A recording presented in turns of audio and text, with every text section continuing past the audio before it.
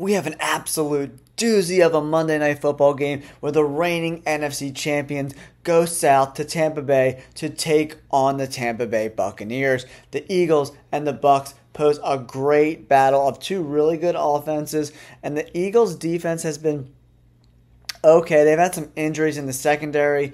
N'Kobe Dean, their starting linebacker, is hurt. We'll see if James Bradbury and Reed Blankenship will dress for the Birds this week. But Tampa Bay is 2-0. The Eagles are 2-0. Someone's O must go on Monday night in primetime. Let's break down the game. I'm going to give you a prediction and a preview to Monday Night Football's game of the week. The Eagles haven't played in a week and a half, coming off that victory over the Minnesota Vikings. Jalen Hurts has looked okay so far in the first two games.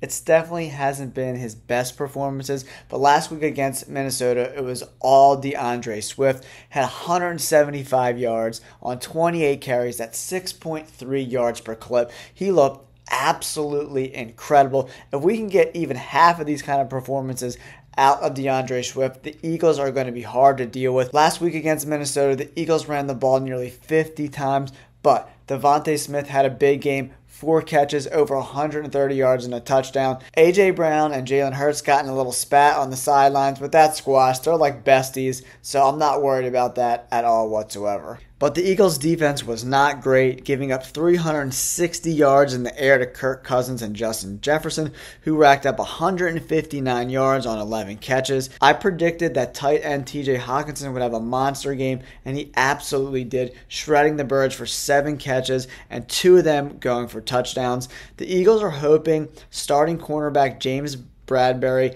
and starting safety Reed Blankenship will be able to make this week's game. They need them back sooner rather than later, especially because starting slot cornerback Avonte Maddox is now on IR with a torn pec. And the Buccaneers have one of the best wide receiving tandems in the NFL. Mike Evans went absolutely bananas last week. 6 grabs for 171 yards and a touchdown. And Chris Godwin is right there behind him. He is an absolute stud. I know a lot of the attention is going to be on the Eagles this week, but Baker Mayfield and Tampa Bay have looked pretty good in their first 2 games, racking up 2 victories. Be it against a woeful Bears team, Baker Mayfield threw for over 300 yards last week and 0 turnovers, which is really important for Tampa Bay Buccaneers. He also took no sacks. He's going to need a repeat performance if Tampa Bay hopes to upset an elite Eagles team. I don't have a ton of confidence in Tampa Bay's ability to run the ball against one of the best defensive lines in the NFL, giving up a whopping 28 yards last week. That's right. The Eagles defense only allowed the Vikings to rush for 28 freaking yards in an NFL game. Jordan Davis, Jalen Carter, Fletcher Cox, Brandon Graham.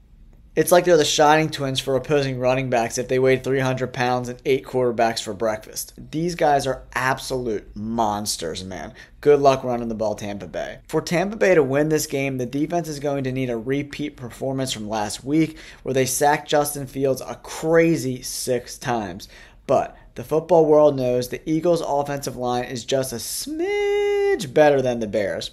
I don't think Lane Johnson and Jason Kelce have ever allowed 6 sacks in a game, but they did allow 4 last week as left tackle Jordan Mailata has struggled so far this season. The Eagles' injury report is looking longer than the list of indictments for Donald Trump, but I think the Eagles are going to win this game. I'm going 31-17. The Birds should be able to dominate the trenches. They're going to get after Baker Mayfield, and I think they get the W on Monday Night Football. Let me know in the comments below who you think is going to win this game. You going Birds or Buccaneers? Let's see what happens. Like, subscribe. Peace!